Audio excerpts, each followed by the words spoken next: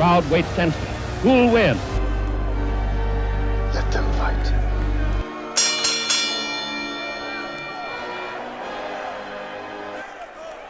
If it ain't broke, don't fix it. This certainly rings true for monster movies after the monumental success of King Kong. We already covered Kong last year, so this year we're watching a head-to-head battle between the two movies that tried to fill Kong's enormous shoes. And who better to try than Kong's own son? Many people aren't aware that King Kong actually has a direct sequel, with the same director, same special effects team, and some of the same actors. Son of Kong from 1933 was released only 9 months after King Kong in an attempt to cash in on the success of the original, and starts immediately after the events of the first movie. Unlike many other monster sequels, the people of New York aren't quick to forget the damage done to their city, and place blame squarely on protagonist Carl Denham. In order to escape the courts, Denham escapes with Captain Englehorn in search of more treasure. His adventures lead the boat to Dekang, where Denham meets another down-on-his-luck captain called Hellstrom, and a performer named Hilda. In a subversion of Denham's original idea, Hilda owns her own group of monkeys and puts on an act with them, a miniature version of what Denham wanted to do in the first place. Much like the original Kong, this idea goes south quickly as a drunken Hellstrom sets fire to the production, leaving Hilda with nothing. With no one left, she sneaks onto Denham's ship as it departs with both captains in search of Kong's island. I guess the prospect of treasure is too strong to resist, as Denham is quick to set sail to the place where half of his crew died only months before, as soon as Hellstrom mentions treasure. The crew doesn't take it lightly, however, and mutinies, sending Denham, Englehorn, Hilda, Hellstrom, and the cook Charlie overboard. Kind of convenient that all of the returning actors end up in the same place. Anyways, this is where the real adventure begins. On the island, Denham and Hilda encounter a white miniature Kong. This Son of Kong is a lot smaller than the original Kong, but also appears more friendly and playful. The friendship really develops when Kong defends the pair from a bear, and Denham heals Kong's injuries. Thank goodness for that, because the pair are soon attacked by another dinosaur, and Kong comes to the rescue. With their big guardian helping them out, Denham is able to secure the treasure and make a break for the lifeboat. At this point, Hellstrom shows his true colors and tries to flee without the others, but is killed by a Lasmosaurus before he can escape. To make matters worse, an earthquake has struck the island and is threatening to swallow our group whole. Everyone but Denham is able to make it to a boat, and Kong and Denham are stranded on a sinking mountaintop. In a final act of compassion that shows how much Denham has grown, the young Kong holds Denham above the water long enough for the rescue boat to pick him up. So ends the Great Kong. The film ends with Hilda and Denham combining their shares of the treasure, ready to start a new life together. I guess director Ernest B. Schoedsack needed a third crack at the Kong films, as 1949's Mighty Joe Young follows a sort of alternate reality to the King Kong story we're all familiar with. Rather than focusing on the capture of Kong like the first film, this spiritual successor focuses on what happens to our big gorilla when he comes stateside. The film opens with a little girl bartering for a baby gorilla with some locals. She names it Joe, and then we fast forward 12 years. An entertainer called Max O'Hara, played by Robert Armstrong, goes to Africa in search of talent for his new club. If that name sounds familiar, it may be because Armstrong also played Denham in the Kong movies. Now you can start to see what I mean by Mighty Joe Young being a redo of King Kong. A roper named Greg tags along to capture animals, and the men successfully capture lions and other African beasts for the show.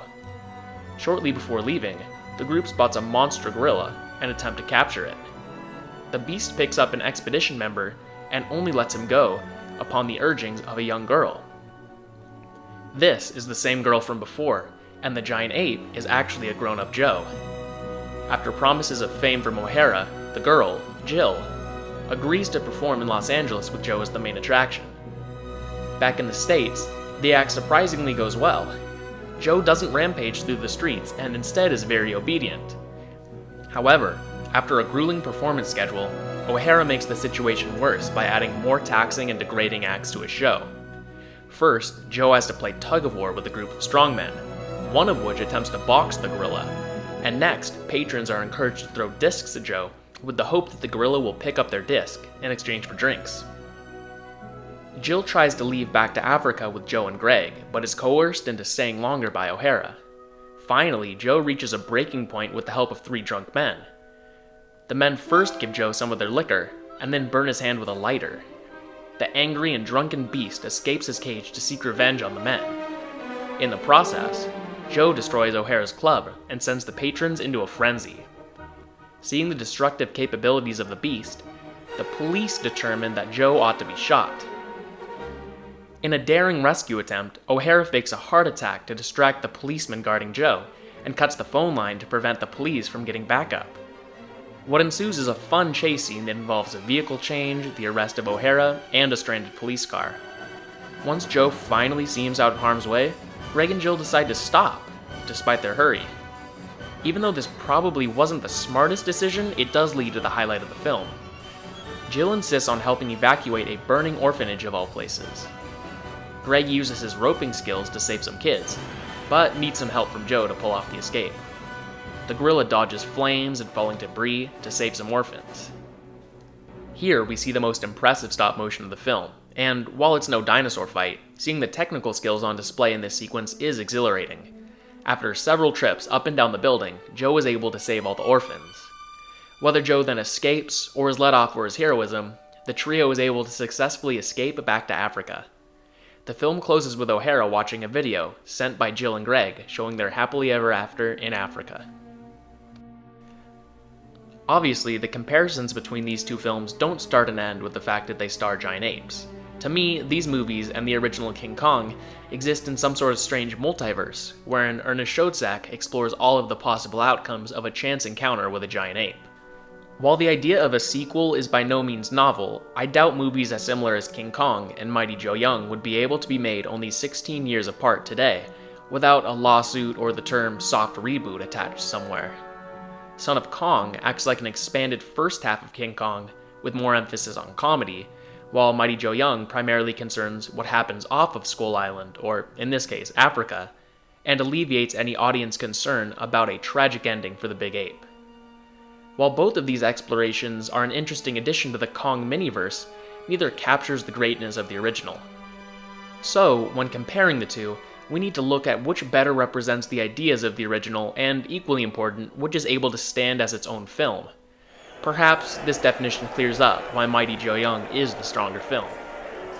Son of Kong does a good job of expanding the story from King Kong and makes a stronger character of Carl Denham, and redeems him with Little Kong going so far as to sacrifice himself for his friend.